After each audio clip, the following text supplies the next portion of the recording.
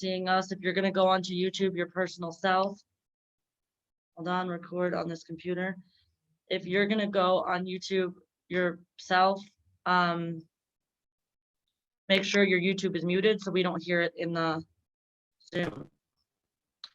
Okay, speaker view. Where's me?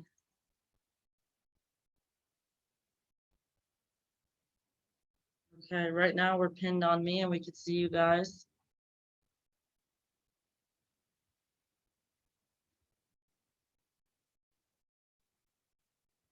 I noticed there's a very big lag between here and YouTube.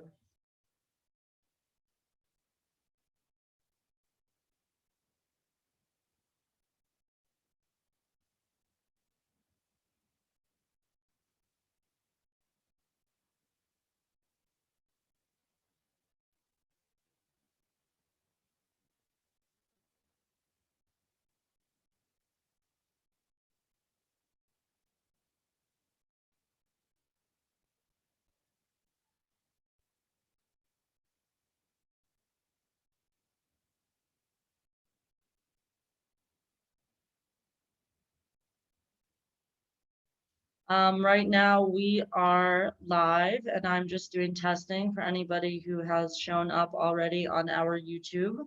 If you are here, welcome. Nice to see you. Thank you for your attendance. And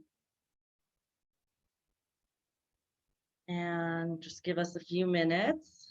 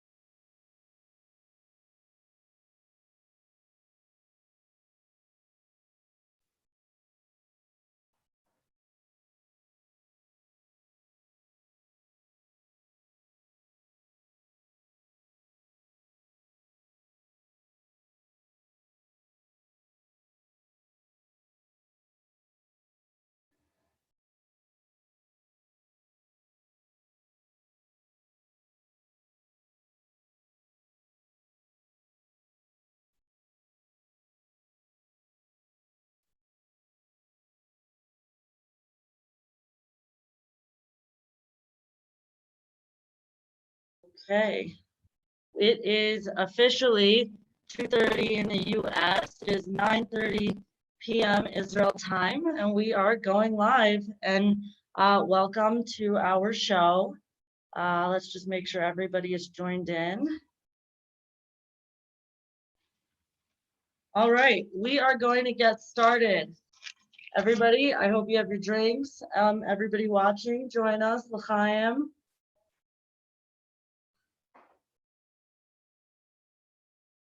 Okay, give me just 1 second.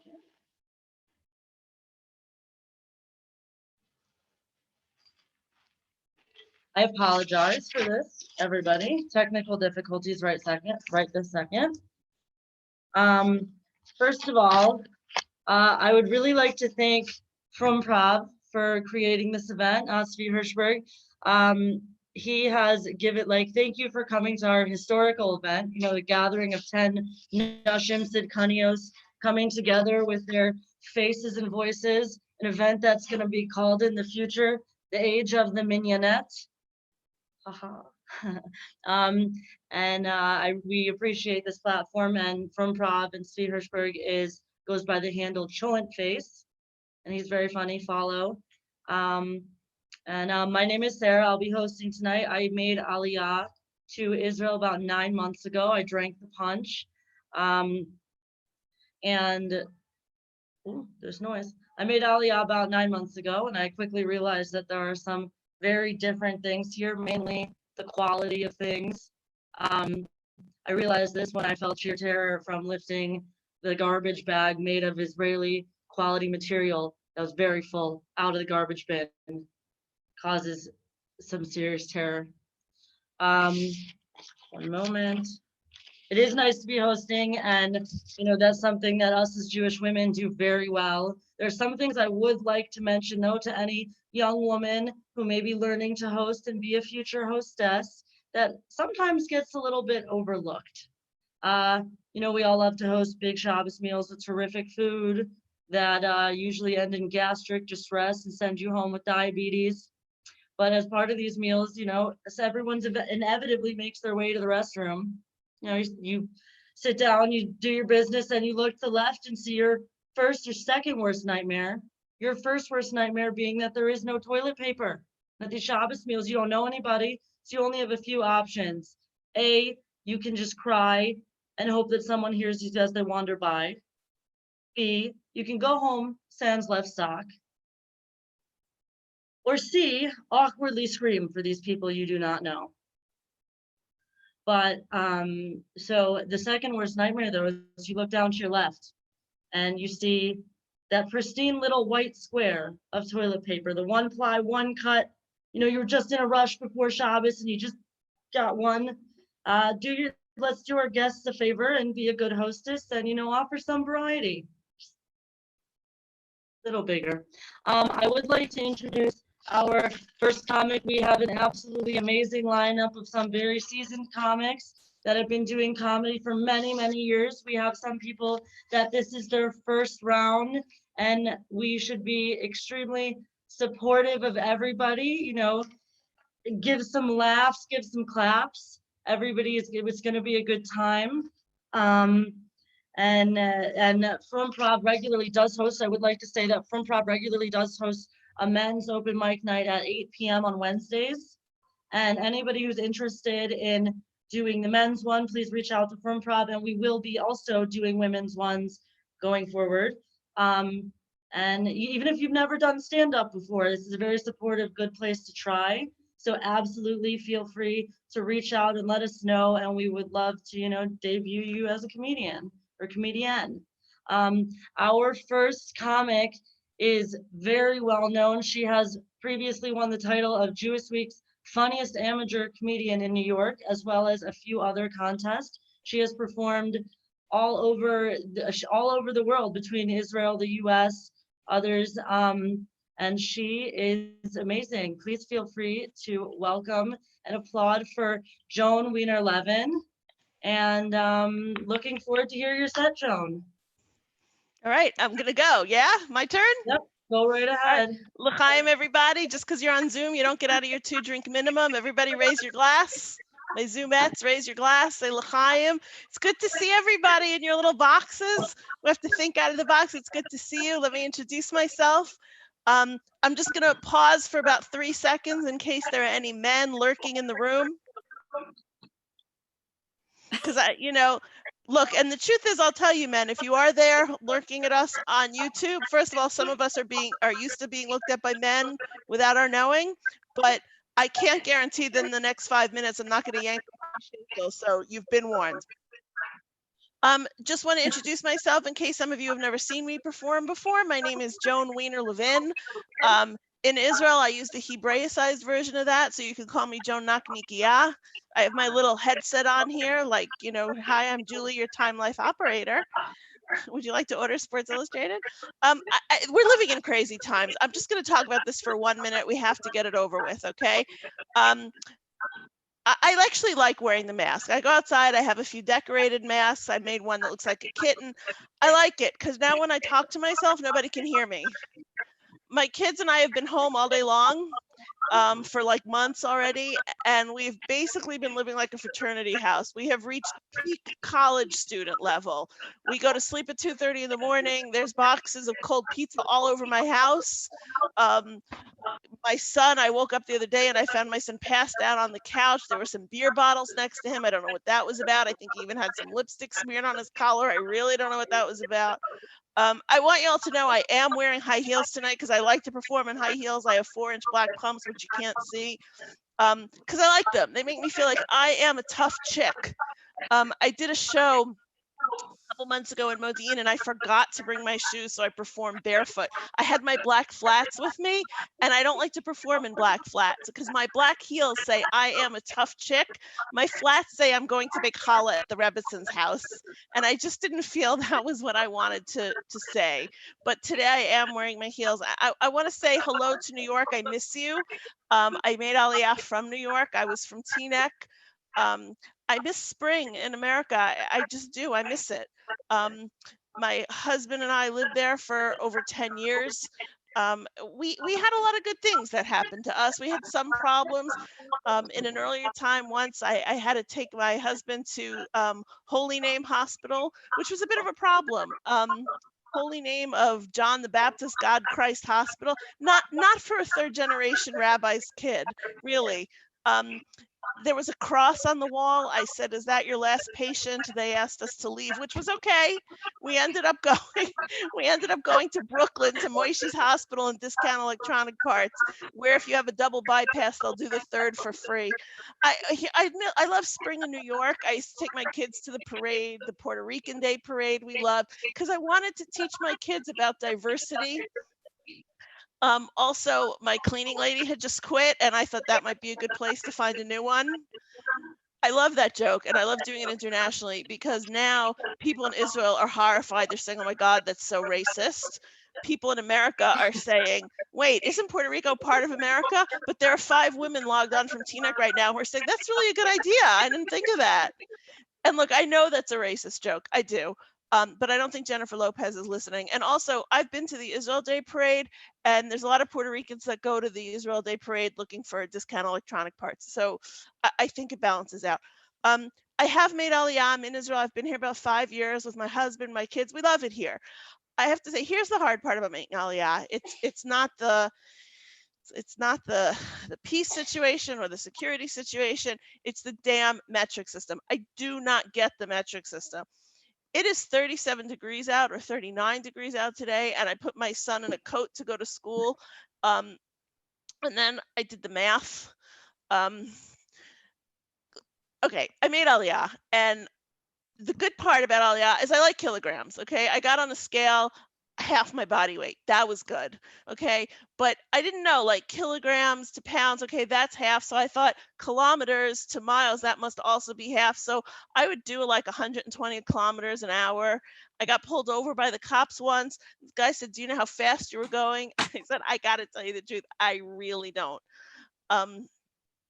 That was a problem. That was really a problem. But I liked it. I like being able to go over 100. I felt like a bad girl. We play games when we're driving here. You see a man by the side of the road and he's shuckling with his back to the road. And we play a game. It's called Mincha or Men's Room. You have to guess what is it that the guy was looking for that he couldn't find. And that's why he pulled over to the side of the road. I have to say, though, again, like with temperatures, I never knew. Okay. Metric system of the Celsius to Fahrenheit, I had no idea because I went to school in America. I couldn't do this. You know how you combine, how you transfer between Celsius and Fahrenheit, multiply 5 nines. I don't know. I don't have a PhD in math. I can only do it if I have pizza. I'm like telling my kids to go get a pizza, and that's how we'll have to figure out what the temperature is. It's going to be like 3/5 of a mushroom slice today. I don't know. Anyway, I think that's my time. It's been really fun. I hope you guys enjoy the rest of the show. Hi, Joan, though, a few more questions. You did amazing. Thank you. Woo! That was the Wow, hilarious Joan Weiner Levin. Joan, if anybody is interested in reaching out to you just to check out your stuff or for engagements, where can they reach you? Well, I don't want engagements because I'm already married, but Joan Weiner, Joan Weiner Levin on Facebook and joanweiner.com on the web. I have a website, joanweiner.com. Okay, thank you so much. Okay, thank you. We are now introducing, we have Zahavi Rosenbloom. Zahavi was born in Israel. She's a wife and mother, but not only that, she's also a university student in HR. She's about to teshuva and has some great observations on all kinds of things. And I'm really excited to hear those from you. So without further ado, please welcome Zahavi Rosenbloom. And Woo! good luck. Hey everybody! Woo! Oh my God, this is so much fun. Okay, sorry guys. I know I had like 10 different introductions planned, and obviously I have to choose the most awkward one.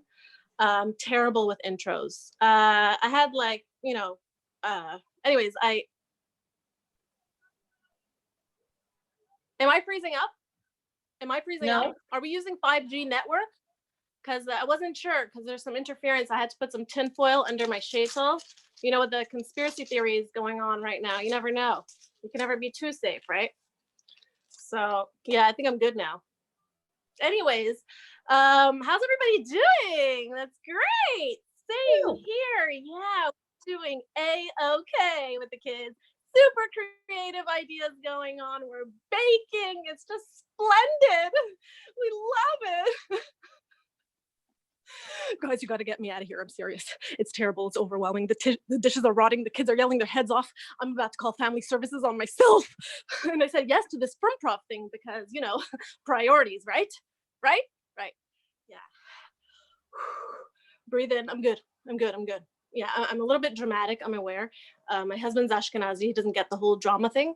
You know, he's always like calm. I don't get it. Like, how are you so calm all the time? Like, I don't know. It's either like, I have no idea how they do it, you know? And I don't know if this is like an Ashkenazi thing or what, but like Ashkenazi won't talk to you for like 20 years because they don't agree with who you voted for or your diet. Like, it's just, you know. And this is all, my husband also does this thing where he like keeps things forever and doesn't throw anything out ever. Like we have a bag of old cell phone electric wires like rotting in our house. We never, ever open this bag. And every time we move houses, we're like carrying this bag like to the next house, never open. Like, come on, like throw it out, you know? My mom is Israeli. She comes to my house to help us and like everything goes in the garbage. You know, my husband can't watch. It's not good for his heart. She'll be like sweeping stuff and like Legos will go in the dustpan. She's like, yalla, garbage. They don't need it. It's too much, you know? It's too much toys. They have enough toys. My husband will like pick up stuff from the dustpan like, hey, we need these. That's part of our 1,500 piece puzzle. You know, she's like, yalla, you don't need, come on, big deal. You have 1,000 more, one piece missing. Wow, big deal. You know, so they throw everything out. And like, we have like super fast decisions going on when she's there. She's like, do you need this? Maze, throw out. Maze, no, this. Maze, how long you have this? We're like, ah! Yeah, so everything goes in the garbage except for one thing. I don't know if you can relate to this, but pajamas. Any like piece of clothing that is like not good enough to go outside with it anymore automatically has like a change of status to pajama. So my mom will be like, why throw out? It's still good. Keep for pajama. Lama, there's a double pajama. You know, I have like more pajamas than clothes, like 3 full drawers of pajamas. It's crazy.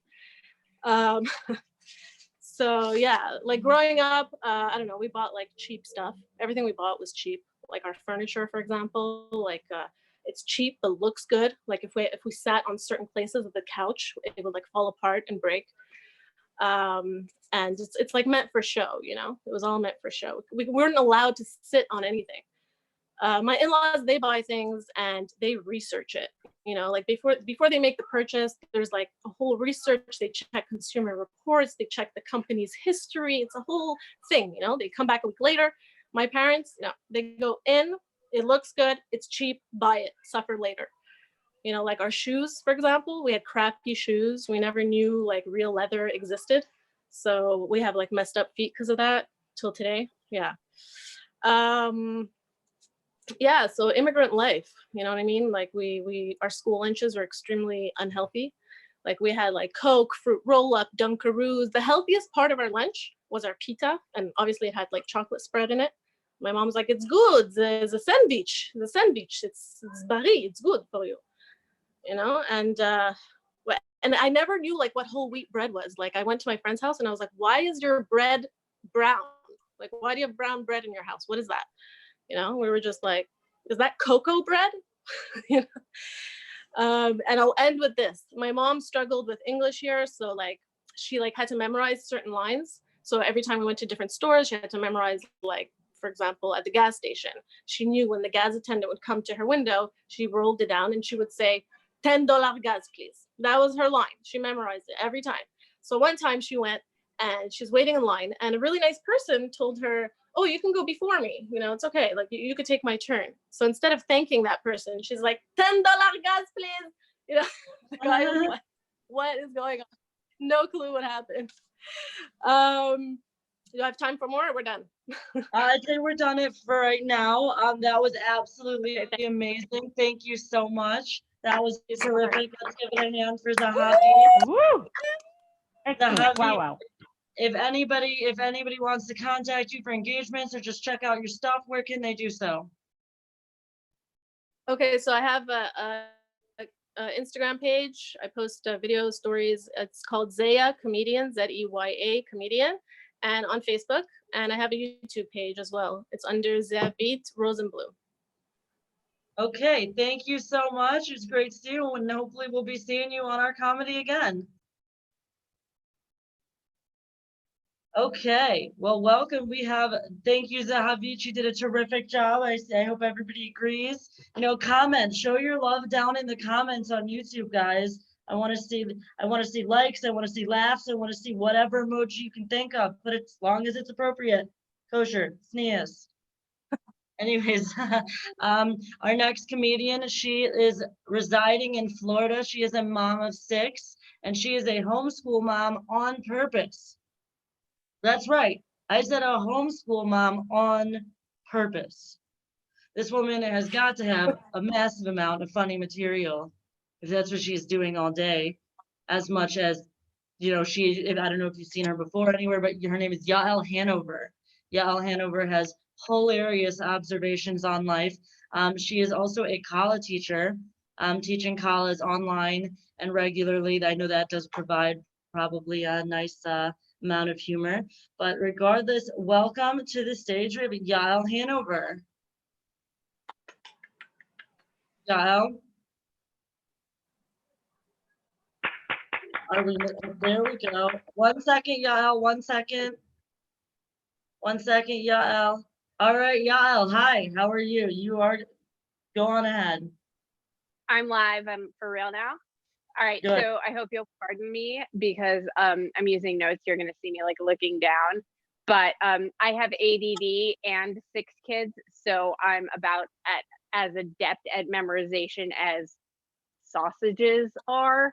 And, you know, everybody knows that when it comes to meat products, fact retention, sausages are the worst.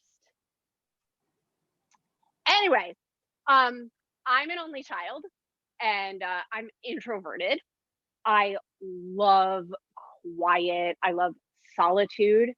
So obviously having a bunch of kids and homeschooling them was just a natural choice for me. So when I tell people about my career, and believe me, lucrative it is not, but a career it totally is. When I tell people about my homeschooling career, I get a lot of, oh my gosh, like I could never do that. And like, I mean, like, okay, Tina, like I could never be an actuary, but we all do our thing, right? I hear it a lot. And let me tell you, nothing, you know, really gets you. Like there's one thing that never ever gets old. It's being told how miserable your life sounds to somebody else. To me though, it's completely amazing. I mean, it's also completely insane. Kanai, my oldest is 14 and my youngest is 3. So at any moment, I could be teaching Damara or like making Play-Doh shapes or anything in between, or, you know, both. So I'm like, call the homer, if we roll it in a ball and then we squish it, it's a pancake. So one of the upshots of homeschooling, like a whole flamboyance of Jewish children, is saving 6 figures a year, right? But you know, other stuff isn't free. So one of us has to still bring in 6 figures a year. So my husband really needs something to feel like he's contributing. So he has, you know, his cute little job, you know, like to help with the expenses. It's adorable. It makes him feel really good, you know, like he's helping out with the household. He spends a lot of time in the office, even now. See, he's a boss, so he has everyone else working from home so that he can go to the office, because nobody is working from this home. It's not happening. I even considered filming this from like a neighbor's yard. Anyway, he works a lot, right? But he wants to be engaged with parenting. So since he can't do it himself, he'll remind me to do all of these like basic things. It may sound and feel like he's nagging, but it's his way of helping. So he asked me if I'd change the kids for bed. This was a great opportunity for me. So I said, no, I changed them for euros. But the good news is it's really quiet here and now we're rich. My husband is a very, very practical person. He sees what needs to be done and he makes sure that he does it, or, you know, reminds me to do it. And nothing gets in the way, not food, not sleep. Like we could be like hiking out in the wilderness and I could misstep, be like hanging off of a cliff, screaming for him. And he would come running to my aid to the edge of the cliff, look over the edge and be like, "Hi, you're gonna do the floors later, right? I'll go get the rope." He would never, because we don't have any hills or cliffs in Florida. And anyways, we're not outdoorsy. But Florida, you might have heard that Florida is starting to open up again. We're moving to phase 1, not necessarily because our corona cases have gone down, but people in Florida are getting like really bored. And I don't know if you've ever Googled Florida man before, but boredom here is dangerous. Like it's deadly. Also hilarious. I'm getting waved at, so I think I'm about to move to my last joke here. All right, here we go. Moving on to the last one. So this is hard. It's really hard doing this without an audience because I'm used to like people laughing at me, but you know, sometimes it can be hard to do this with an audience. Like this one time I was performing and like front and center was this one lady, and like every single joke, her response was, like I brought out my tried and true best one-liner. Like the funniest, never fail masterpieces. The elephant joke. So finally, you know, I pick her out. I look her straight in the eye and I'm like, lady, like this whole time I'm doing my best. I'm getting nothing from you. So listen, like I've only got one more thing to say to you. Hamakom minachem eschem. Anyways, thank you and good night. Thank you so much. Everybody give a nice round of applause and a round of likes for Yael Hanover. That was amazing, girl. Thank you. You know, you were talking about Florida and heat. Well, you know, we're in Israel right now, and wait 1 second. I did forget to ask you. I noticed that. If anybody would like to speak with you about engagements or just to check out your stuff, where can they find you? So like I have like a regular Facebook, and that's just my name. And then I have a Twitter that I'm trying to get more active on because I hear like all the kids these days are doing the Twitters. So you can find me there at Yael has a pronoun. Okay. Okay. Thank you so much. Everyone again, another round of applause for Yael. Thank you. Okay. Well, now, it's funny, as we were just talking about, there's a heat wave here in Israel right now. They call it a Hamsin, and I realized being in Israel that all of a sudden in the summer when it's really hot, you have a lot more friends when you have air conditioners. I personally have an air conditioner now. I've had a very, very busy week. But I also, okay, so we have our headliner up next. You may have heard of her. Her name is Jessica Schecter. She is one of the producers on the amazing religious YouTube TV show Soon by You. But not only that, Jessica Schecter is an award-winning director, actor, performer, and producer in New York City. But she also teaches on the side. And I met Jessica, and I have to say that she's just one of those teachers that you meet and you're like, that's obviously the best teacher that's ever existed, but it's also the most terrifying teacher that's ever existed. Speaking to her for the first time, I was pretty sure that I was about to be sent to the principal's office. And it was a really, really not fun feeling. But if you could all welcome, we've got Jessica Schecter. And Jessica, hi. Hi, Sarah. Thank you so much. I'm still waiting on that assignment that we went over. You should upload that as soon as possible. My dog ate it. Typical excuse. I thank you so much, Sarah, for putting this together. Thank you all so much for being here. I know you have very riveting social lives in this time, so thank you for taking the time to come here. And, I totally relate to Yael. It's very difficult to do stand-up without a real audience. So to practice, I was running my jokes with my husband and he wasn't responding to anything. So I asked him why. And he said, well, I wanted to help you by being your typical Zoom audience. So he just kind of stared at me blankly and said nothing.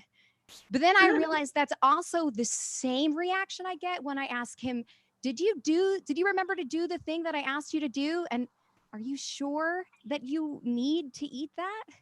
So, being married in quarantine is lots of fun, lots of quality bonding time. And it's kind of amazing how being in this circumstance makes me appreciate things I never thought that I would appreciate. Like my husband has sleep apnea and he snores like a trucker. So he wears a CPAP machine, which is essentially a device that attaches to his face and helps his breathing and our marriage. And he essentially looks like a combination of Bane, Darth Vader, and Babar the elephant. It's very, very, very attractive. And, it's really remarkable. It's oddly comforting. In the middle of the night, if I can't sleep, I turn over and I listen to the blissful sound of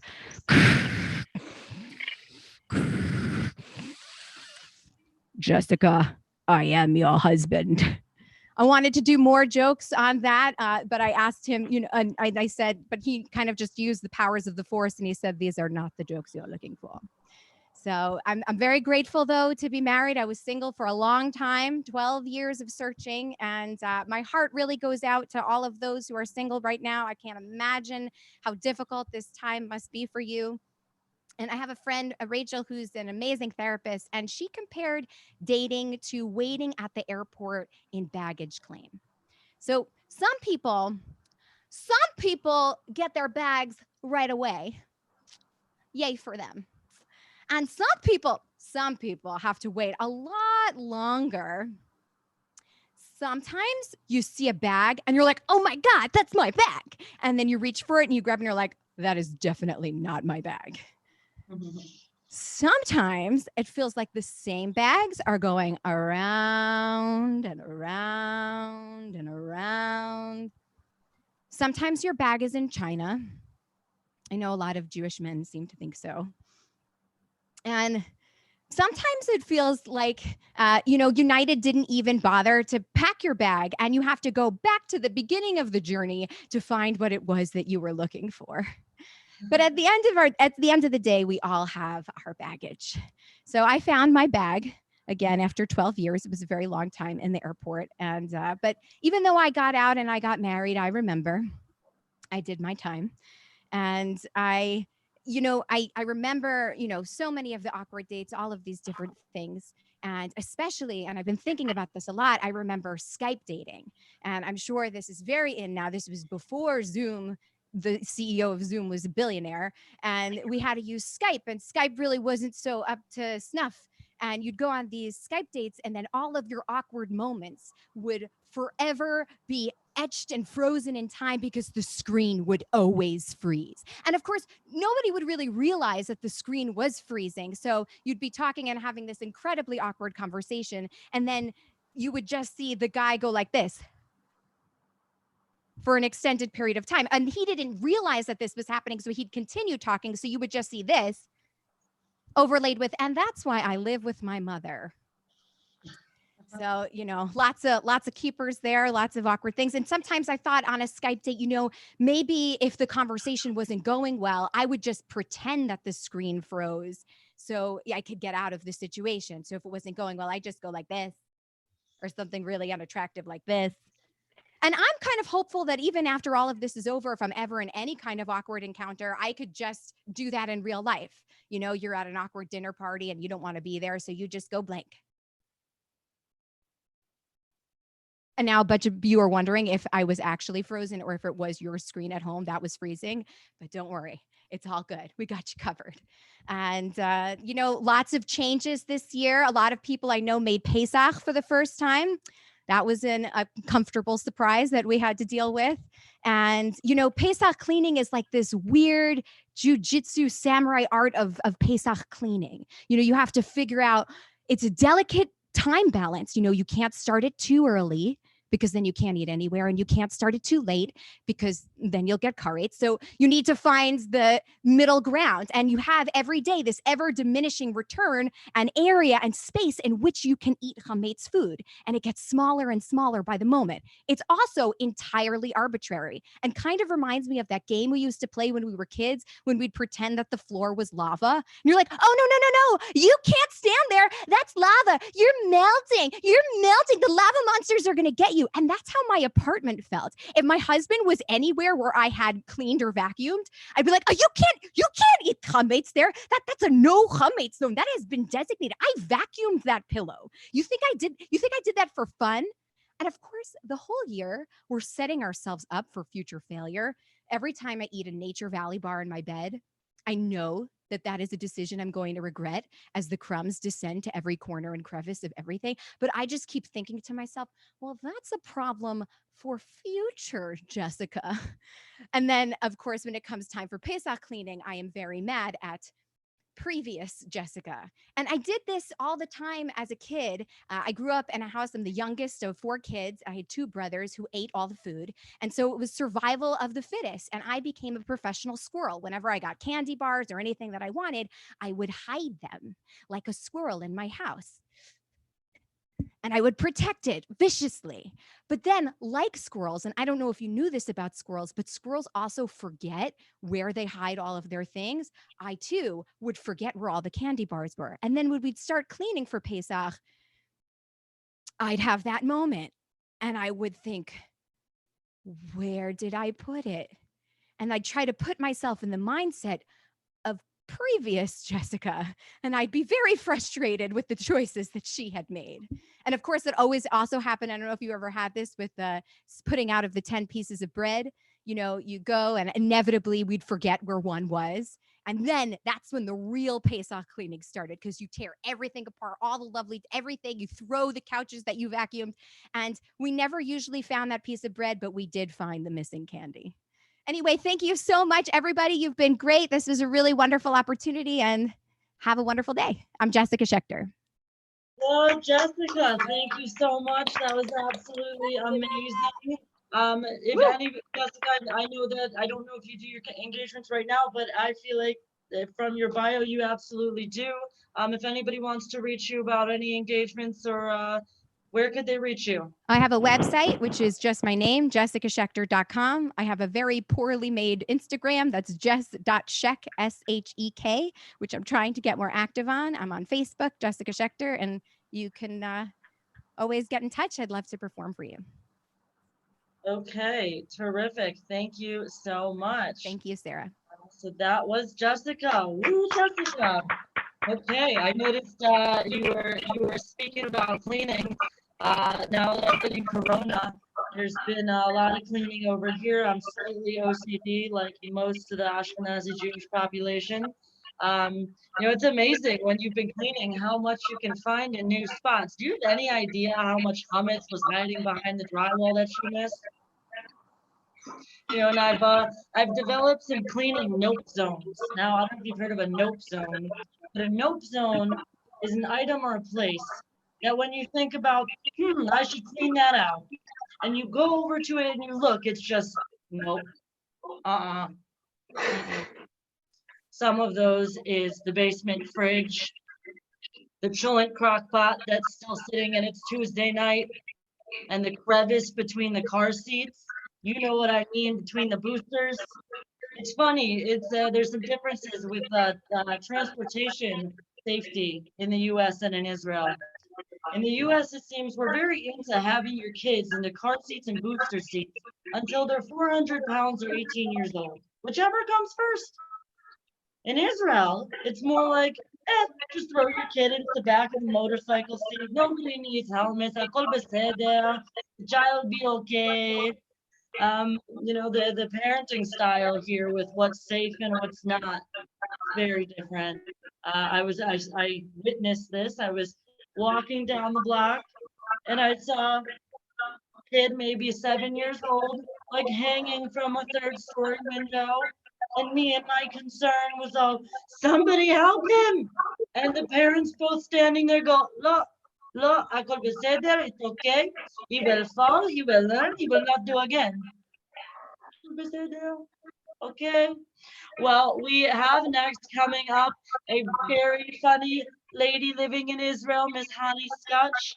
She is very well known for her amazing comedy, and she is the coolest woman ever, rocking blue and purple hair. Mad props. But here we have Hani Scotch. Please welcome.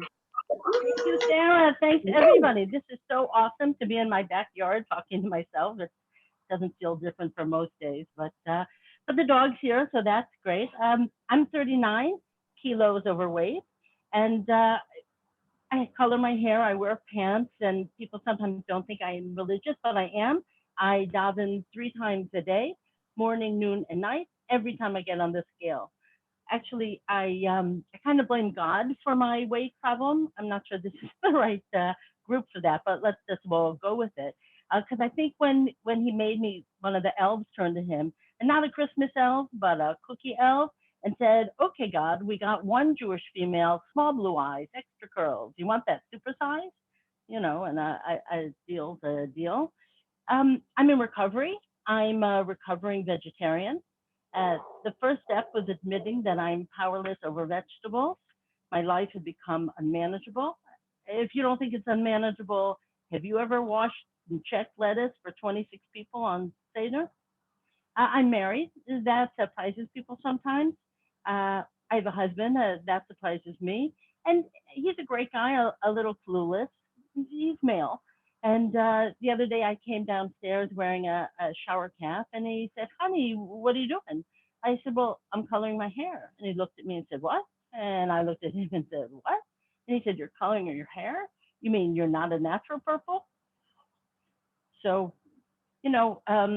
a little bit I blame myself maybe for his cluelessness, because we've been married a long time, and I've been trying. I don't always tell him the truth. I've been trying for the last several years to convince him that I'm 96 months pregnant.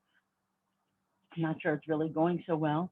But right after Pesach, he was trying to open the last jar of gefilte fish, that one, and he's banging it on the counter. He's running it under hot water, and it took him 15 minutes. He finally opened it up, and he said, "Gosh, honey, the next time you go to the store, will you get one of those things that can open jars?"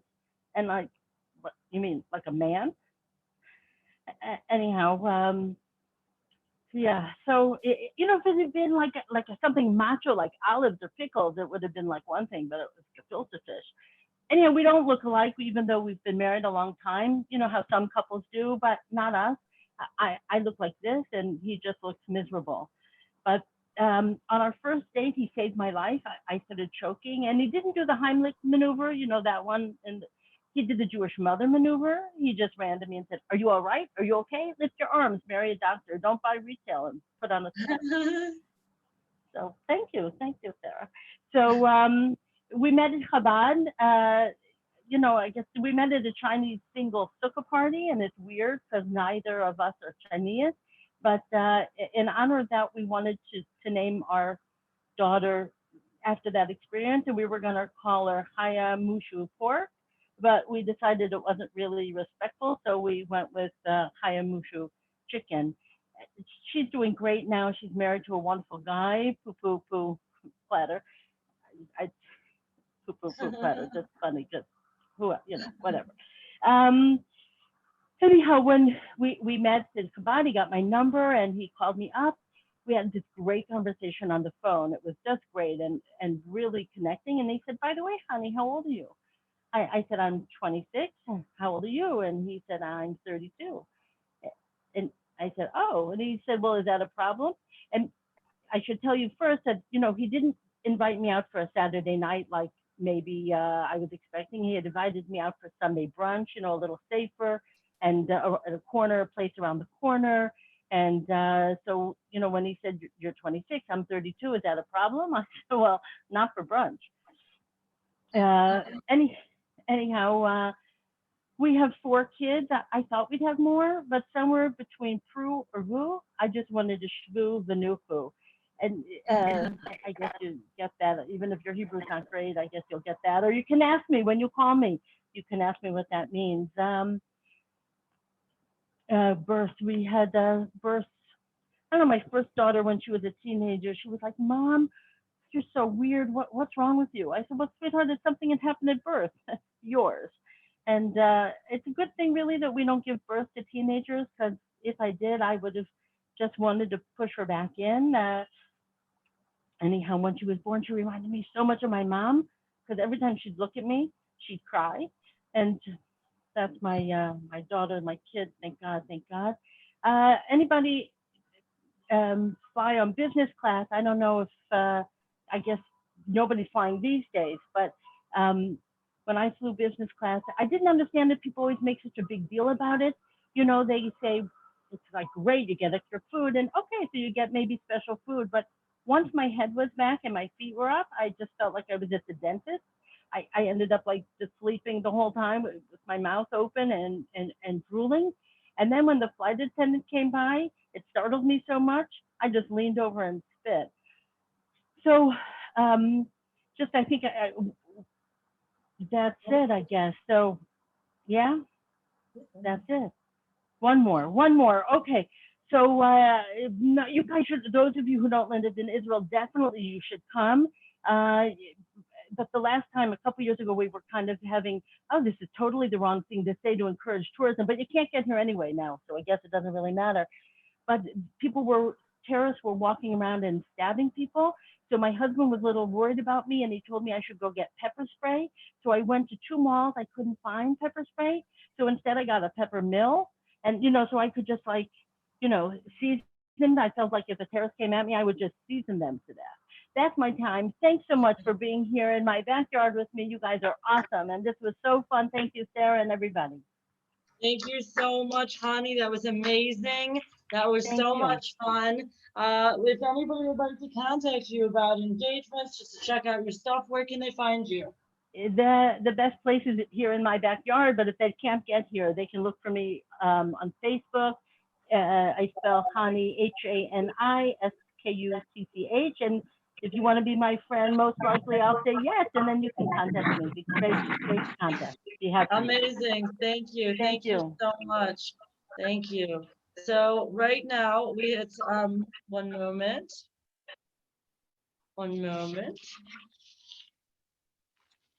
Apologize, guys. Slight technical issue of a sort. Give me a quick second.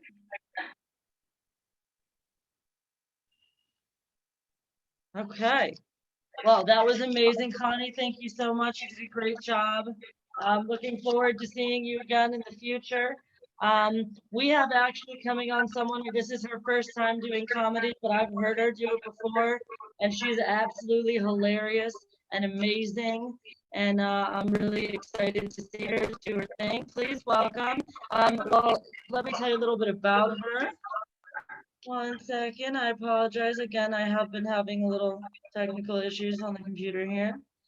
But her name is Hila Benzakin, and she made Aliyah 5 years ago from New York City. She's an environmentalist by profession. She cares about saving the world. But honestly, I have to say something. You know, it's always, the environmentalists and the people and the liberals crying about global warming. But, you just think about it.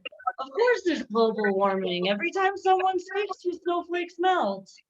So,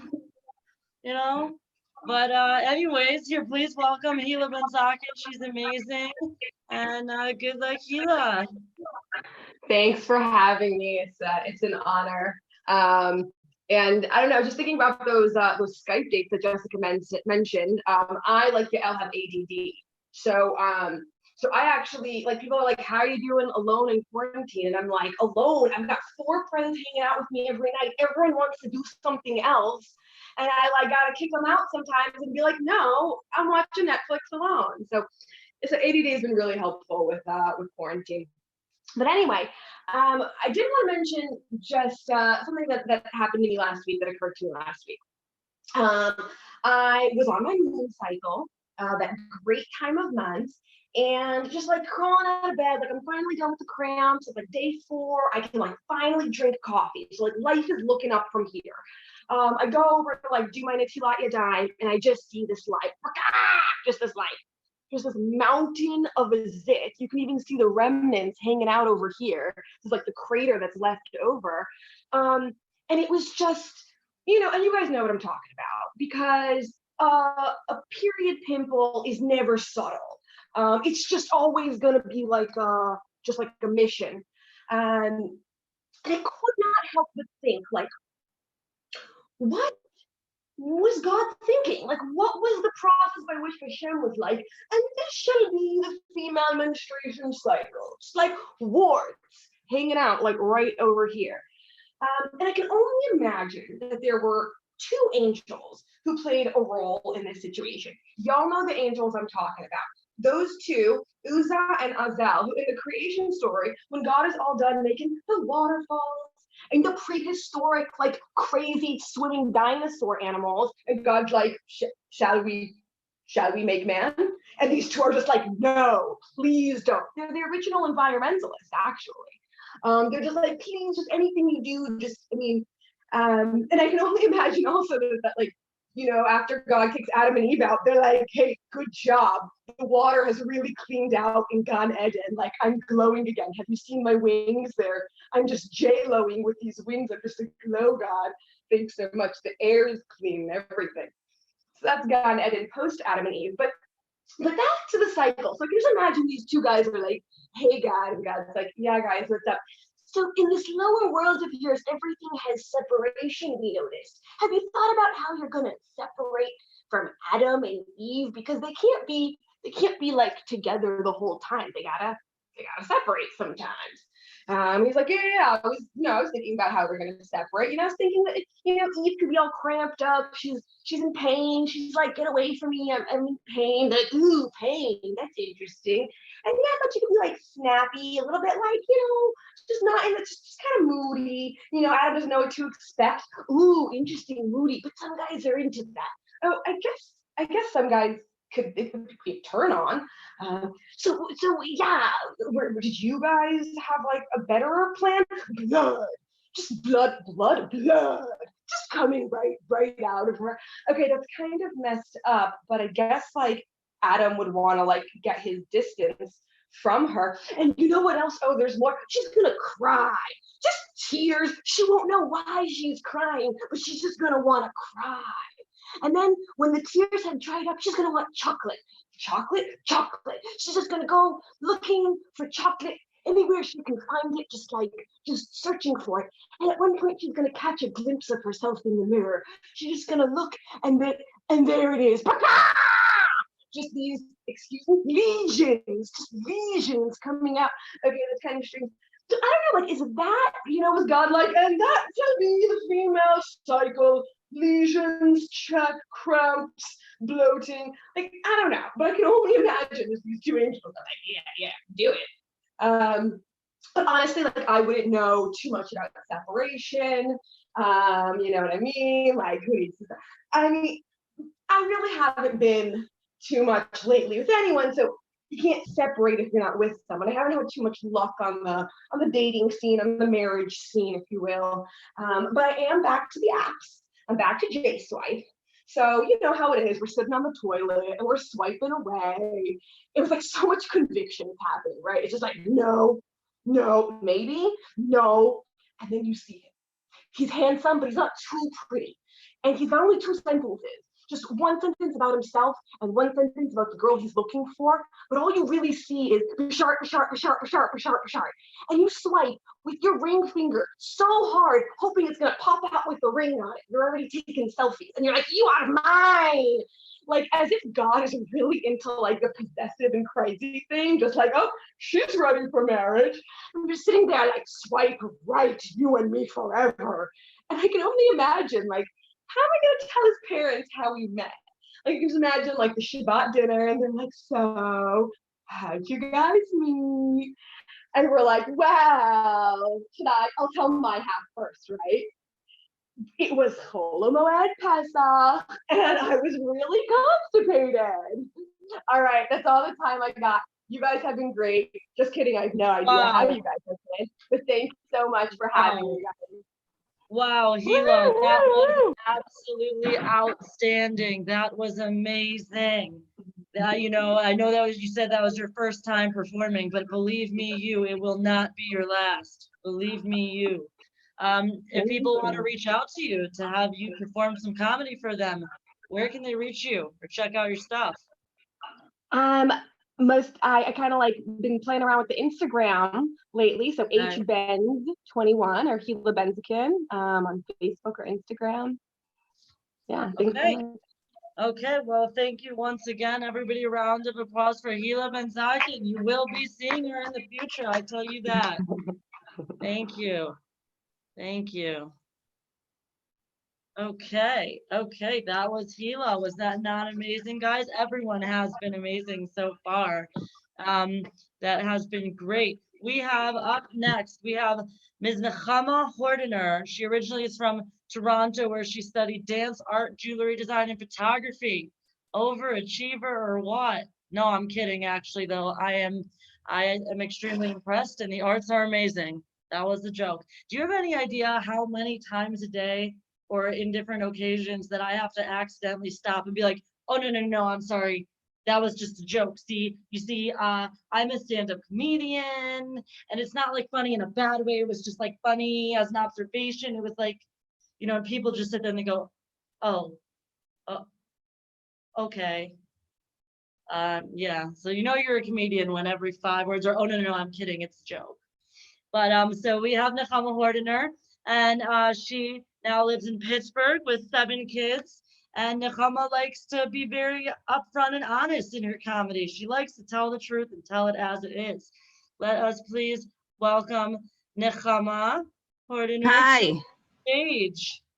Nakama. I tell the truth. I tell my version of the truth. I don't know if it's the actual truth. I mean, everyone's kind of biased, right? So everyone's been saying how hard it is to do comedy in your bedroom. Like alone and sitting, stand-up comedy. Hila, that was amazing. Like that, all those motions, man, that was unbelievable. So I'm like so nervous I want to barf, but I'm not going to.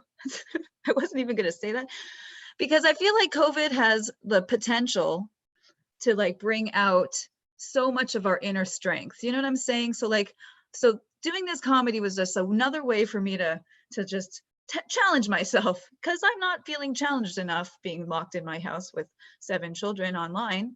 So I figured, right? I think Zahavi mentioned that. Yeah, so I had to put this headset on because like Joan mentioned, it kind of makes me feel powerful.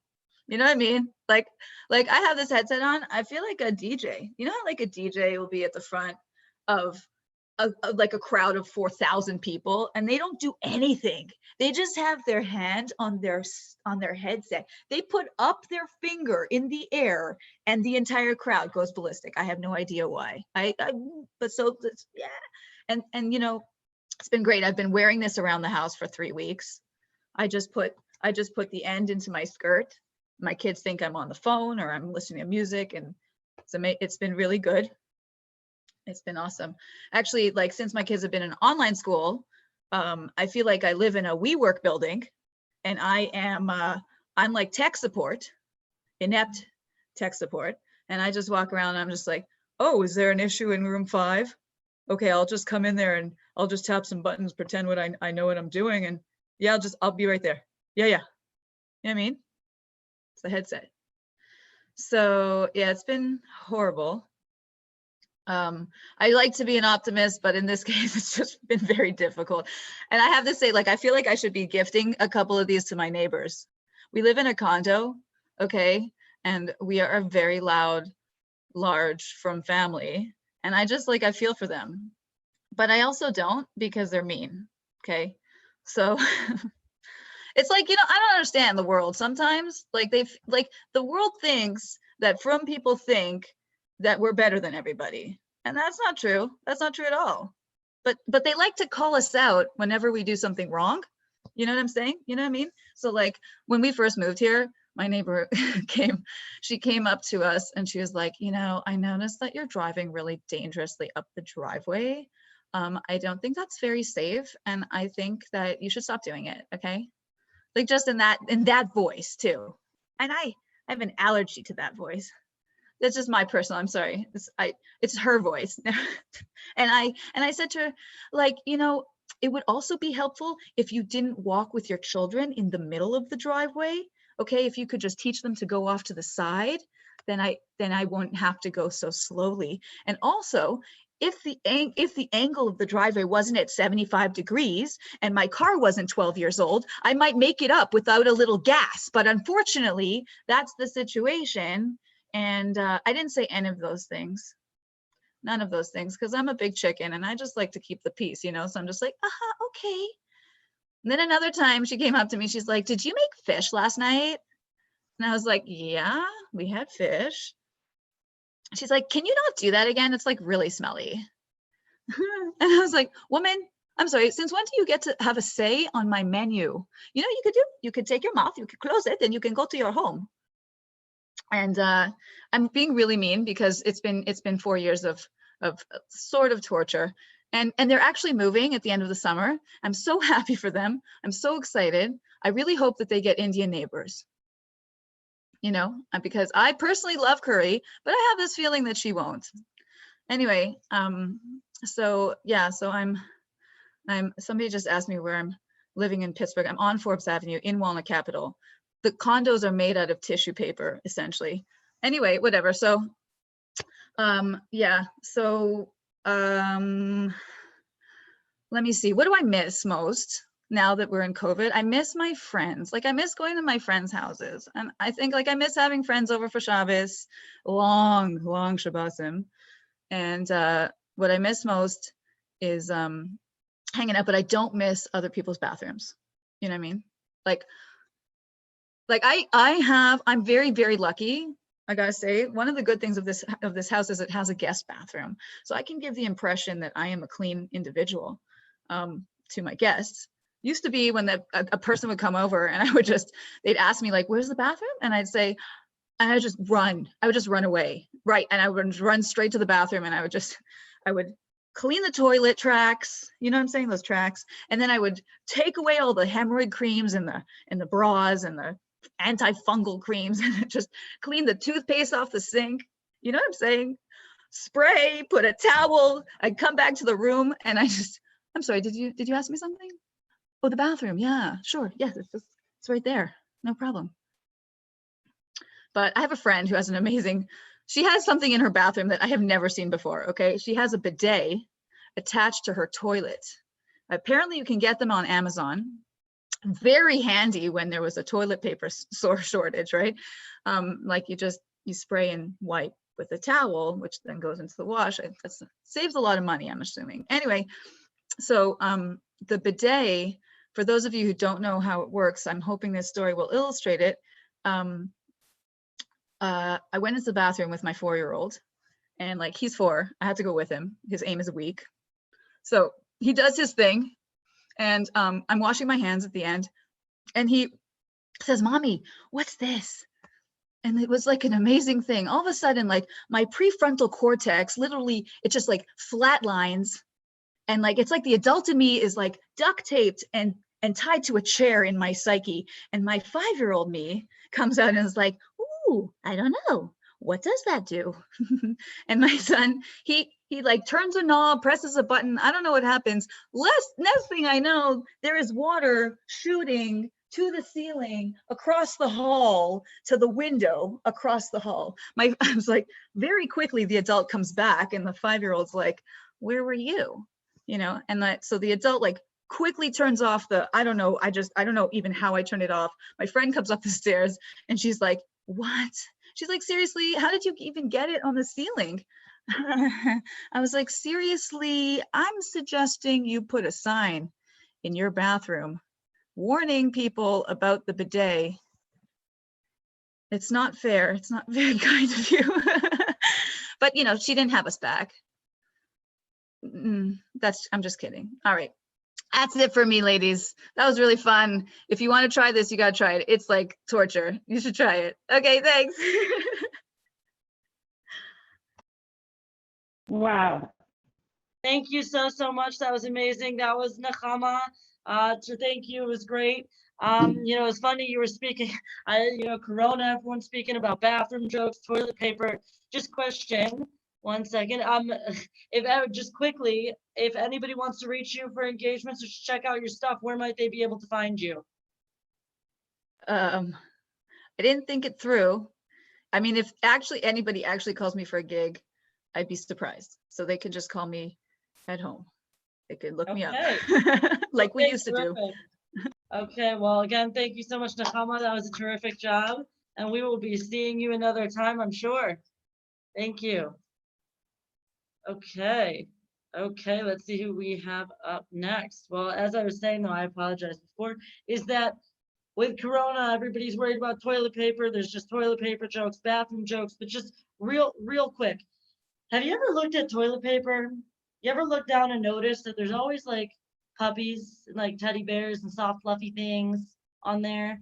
Now, I just want to know who the marketing genius who was sitting in the, like, who was the guy that was sitting in the meeting in this firm with all the big toilet paper giants? And they go, "What are we gonna do? How are we gonna get people to buy our toilet paper and know that it's, you know, good toilet paper?" And this guy sits there and goes, I know. Puppies. Soft, absorbent, durable. That's what I want all over me. Like, I don't know what was with this. Did he walk out of his house that morning, see a puppy going to the bathroom on his lawn and go, "You poop on my lawn? I'll make sure humanity poops on you forever." And then walks into this meeting. Like, where did it come from? Just curious. Anyways, our next performer is, this is her first time performing. I also spoke to her earlier, and she seems like she's absolutely hilarious. Her name is Miriam Lea Gandia, and she is an American living in Canada. She's part of the Atara team, which supports the arts with Torah values. She's performed and taught in dance, theater, and local performances. And she really is great. So let's welcome to the stage Miriam Lea Gandia.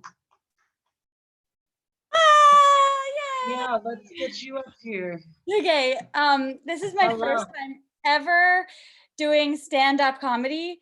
So I decided to stand up so at least one thing goes well. But you'd be surprised at how difficult this is during quarantine. I'm taking this very seriously. I've chosen to self-isolate to this very chair for the last 2 weeks.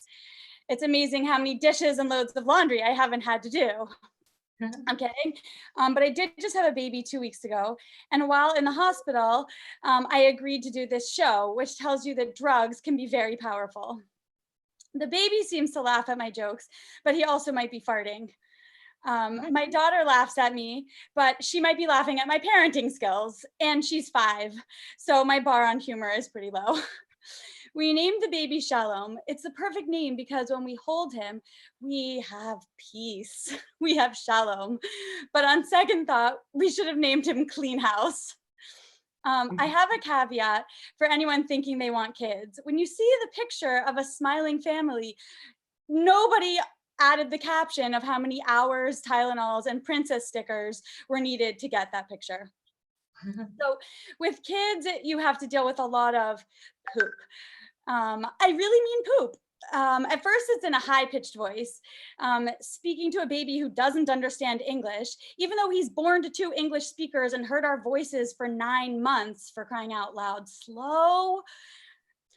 So sorry, social services. Hang on, give me another 10 years to adjust to this. I'll get it. So you start saying to your baby, "Wow, what a good little poopy, so good." And you need to talk like this for a long time so they don't actually poop again while you work.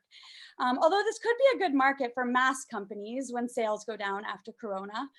But it continues a few years later and you become a physical trainer. You can do it. I know you can. Come on. You did it. Amazing. High five. But then it doesn't end even after 5 years. "Mom, you have got to see my poopy. It's massive. Come look." "Wow, now that is a poopy. Daddy, come look at this poopy. It took so much work to make that." Traumatized child interviewed by a psychologist. "So tell me something you're really good at." I live in Canada and it's socialized medicine. So that means you can't get a doctor even after 6 years. So 90% of the country goes to emergency if they have an emergency. So in the emergency, there's 1 doctor to at least 275 patients. So understandably, you're going to have at least a 12-hour wait. And when you finally see the doctor, he will most often prescribe, or she will most often prescribe Tylenol. So I've concluded that if you really want to see a doctor more quickly, you should already be dead. If you're dead, they will probably see you. But if you're not dead, just take a Tylenol. Because after a 12-hour wait, you will need one. So you might as well save yourself the extra pill and just take it at home. I get all my news from WhatsApp.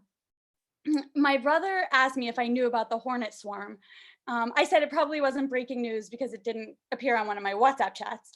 But that's embarrassing to say because it reveals that I don't check all the chats. Nor am I subscribed to a WhatsApp chat about news. I'm actually just referring to Tehillim groups that occasionally have a spammer posting about the news. So if it's important enough, I'll still be spammed about it. However, I also find that breaking news is typically in the form of a video post, and it helps people believe the message if it seems like it was on some sort of ancient media like television. But in case of videos, I unfortunately can't open it. So a shout out to Yael Hanover, please do not announce Mashiach's arrival in a video post, as breaking news as it will be. I don't want to miss that one. The problem with video posts is that it can be longer than 30 seconds. And that is my attention span for an entire WhatsApp chat. I just don't have the luxury at the moment for this long, extended, endless moment. Checking messages looks like this. Scroll, we're still in quarantine, so I can't get a babysitter. Clear, all except starred. Have you ever gone back and checked any of those important messages that you've starred? I just don't have time for meaning in life right now, nor a lecture telling me how to make time that takes an hour. If you're such an expert on time management, can you please be more concise? I don't know how others are keeping up.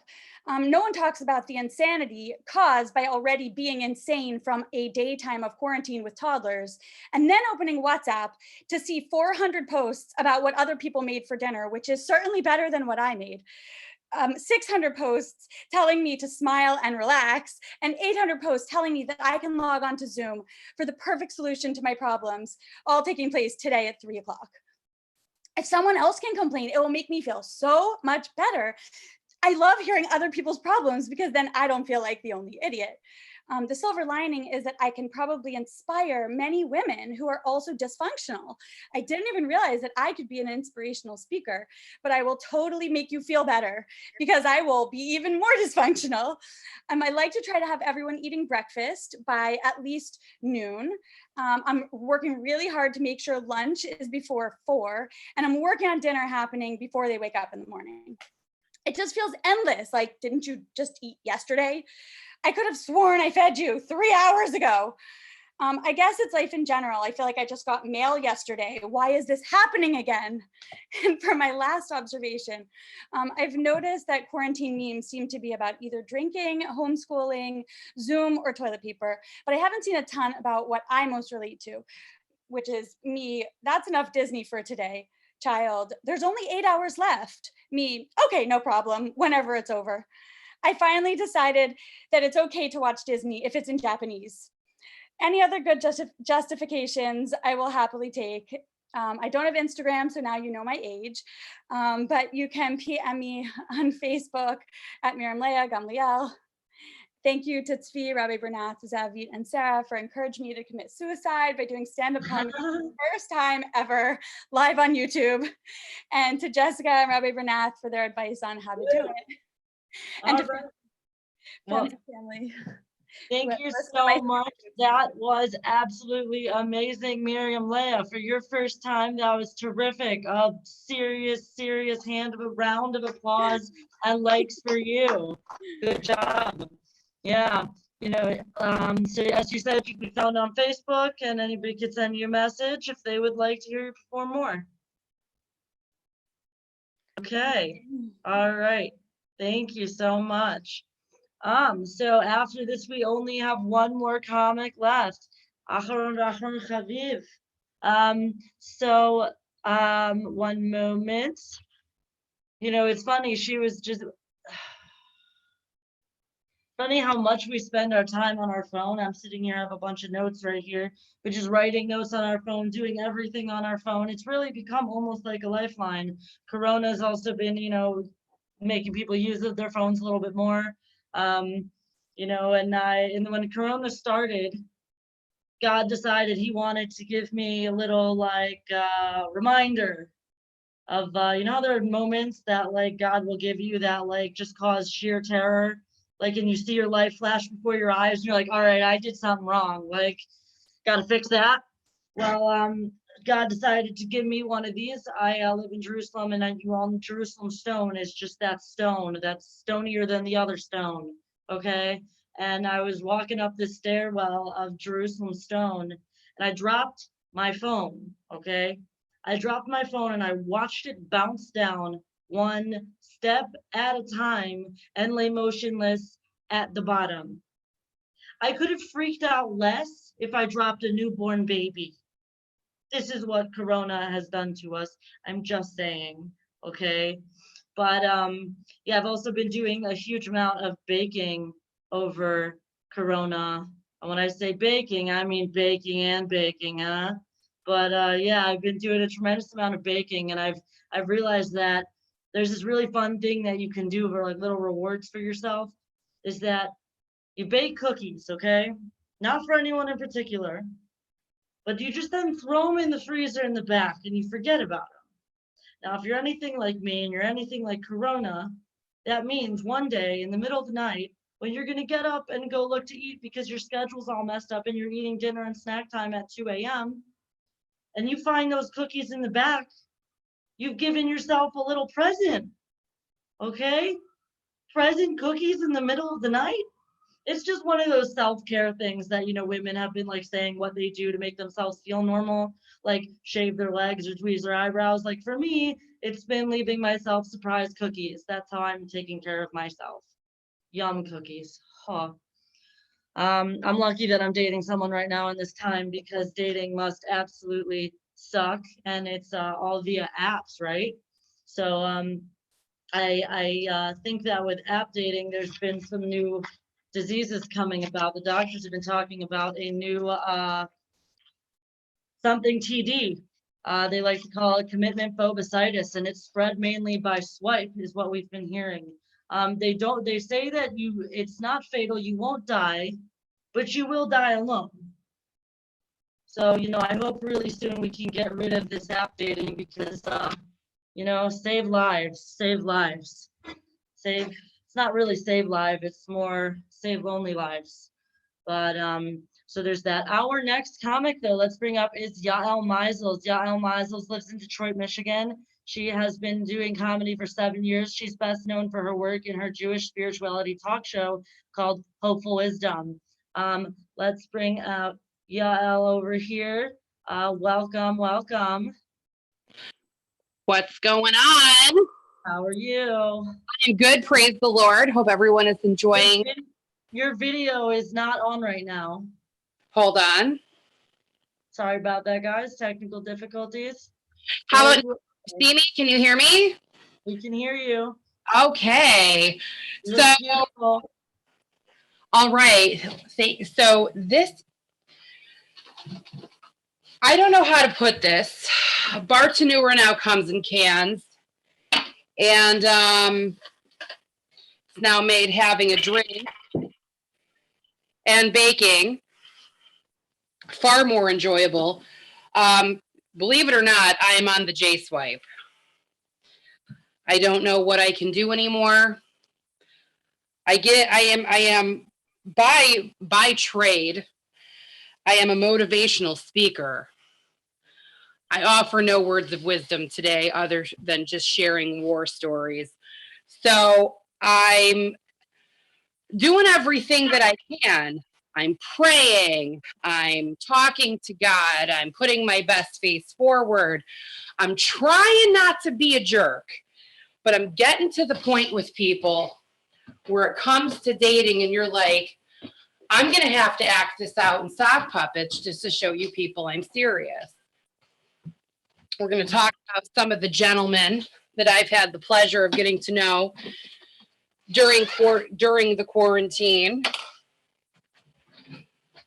Now, for some reason, I've dated every single kosher bris left in the European Union. For people who say there are no Jews in Europe, I cannot get rid of Jews from Europe.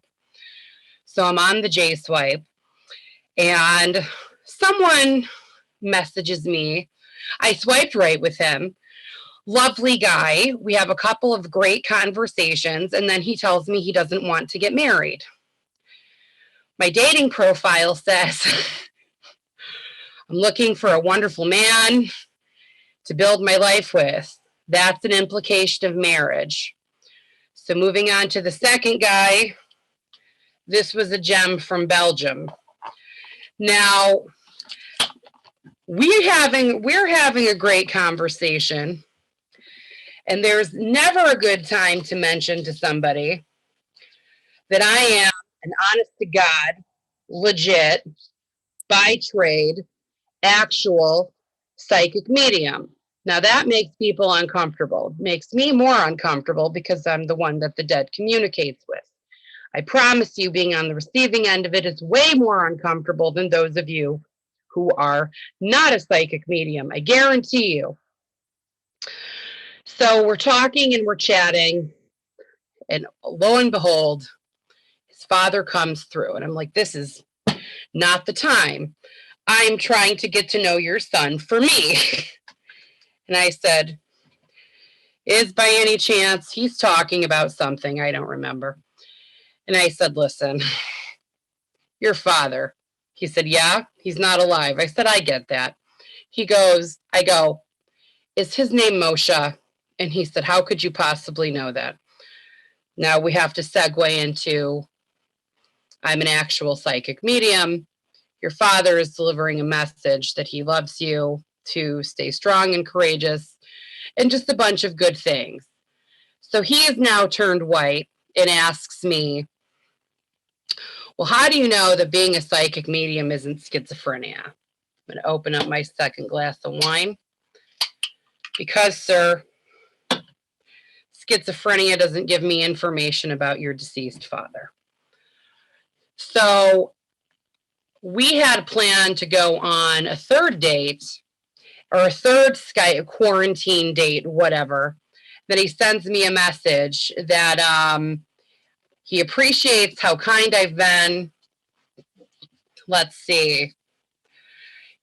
He doesn't see himself settling with someone with children. Children are in my dating profile. Like, if you didn't want to date someone with children, why are you shopping in a section where children can be found? And then he says, I want to thank you for all the messages from my father. And I just said, this has nothing to do with my children. This has to do with you are scared. Okay, lovely. So we swiped number 3 recently. And he is definitely, I'm going to drink to David. We're having great conversation. We start talking about it. It has to come up. He thinks it's phenomenal. That's so interesting. Science can't prove everything. I'm like, that it can't, because I'm here. So we get to the about him section of the conversations. I'm like, well, what shul do you daven at? Just trying to make conversation. He doesn't daven in a shul. Now his profile says he's traditional and keeps kosher. And I had to say, well, you know, I'm an Orthodox Jew. He types back, I feel like this is slipping away from me. And I'm like, listen, maybe not. Where are you able to compromise? Because I was under the impression that you're somewhat of a religious man. You know, you mentioned that you keep kosher. He goes, I keep kosher in my head. I said, okay, listen, you're alone in reality. I can tolerate a conversation with you. Are you sick of being single or not? And he goes, I am, but not enough to date an Orthodox Jew. He goes, psychic medium I have no problem with. God bless you people. But I can't get on board with Orthodox Judaism. I said, sir, but my profile is like the embodiment of Orthodox Judaism. Like, you can't go to the profile and not know you're messing with an Orthodox Jew. It's so blatantly obvious. I mentioned Orthodox Jew, keep kosher, looking for husband. I mentioned I do a Jewish spirituality show. I've come down to, I think I now need to act it out in sock puppets. That's where I'm at. So I'm assuming that's my time. I want to tell everyone how much I appreciate being on here. Comedy is very near and dear to my heart. I don't consider myself to be a stand-up comedian anymore, but I do appreciate you letting me take a stroll down memory lane and share my stories, and hopefully someone found some humor or some inspiration. Thank you so much. You did a terrific job. Where could people find you if they want to see more of your material or reach out? Okay, so on YouTube, you can check out Hopeful Wisdom, especially for those of you who are single. You might really appreciate the show. Hopeful Wisdom, Yael Meisels. You can get me on Facebook, Twitter, or Instagram at Yael Meisels. Okay, thank you so much. That was terrific. Let's all give a round of applause and a bunch of likes. There's Yael Meisels. Thank you. You know, it was funny, this Shabbos I had to, I was making cholent, and what people don't realize is making a cholent for the first few times is no simple feat. Like, when you get married as a young woman, or not even married, you're making it for your family as a teenager, and like, my first few cholents were completely inedible. Thank God they've gotten much better over time. But this Shabbos I was told something really funny. I served cholent and it was terrific. And they're like, oh, this guy was like, oh, it's a blonde cholent. It's blonde. It's a blonde cholent. I'm like, I'm sorry, you know, cholent lavand? I'm like, no, what's a blonde cholent? Apparently, a blonde cholent is just a light colored cholent. Okay. But like, what was I supposed to do? Speak calculus to it? Like, it just, What's a blonde chillin'? No one has ever heard that term before. You know what I really like? I really like shul chillin', like the good chillin'. Like you know that it's been cooking for like a good 5 years, and they just keep adding like more oil to it or a few more spices to it, and it just sits and it just gets better as it ages. Like they should be aging it in oak barrels, you know, like chillin'. But you know, the chillin' in Kiddush, the Kiddush chillin' is always the best one in my personal opinion. But you know, what's funny is that about shul and stuff is that when you're in shul, a group of men standing around by like 11 a.m. taking a nice l'chaim, it's a Kiddush club. Nothing wrong. But in Corona, we realize a lot of things, you know, we realize things. And now that we're all not going to minyanim, men are not going to minyanim, but you know, they're still having their 11 a.m. shots. And we realize that the Kiddush Club is also known as alcoholics. Gotta face some real things there. When you take the shul out of the Kiddush Club, what you got?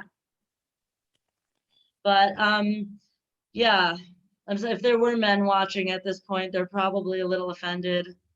Maybe I didn't mean it offensively. I'm sorry, I'm a comedian. It's just a joke. But that was our show. Everybody, thank you, ladies. You all did an insanely amazing job. From seasoned comedians to new comedians who all performed like seasoned comedians. You did an amazing job, and it's a really big deal putting yourself out there. And I want to encourage any women who are watching, if you've never done stand-up before, or you have done it, you just haven't done it in front of a religious crowd, you haven't done it online, you just want to try it out, please reach out to FrumProv, as we will hopefully be doing more of these in the future. And we would love to give anyone a chance that would like to try. And they do again have every Wednesday at 8 p.m. Eastern Standard Time, FrumProv does host a men's open mic night. So any men who would like to feel free to check that out. Let me see if anything else. Again, if anybody can comment on the bottom of this video, we're going to put in everybody's handles and how to reach them if you want to. And that's about it. But I want to also, again, thank you so much, FrumProv, and thank you, Steve. Thank you, Steve, for giving us the platform to show you that women don't just belong in the kitchen. They belong in the kitchen telling jokes. Thank you so much, Sarah, for hosting. Thank All you. right, guys. Everybody have a good night. Thank you. Thank you, Sarah. Good night, everybody. Yeah, thanks, guys. Thank you and good night or good afternoon if you're still alive.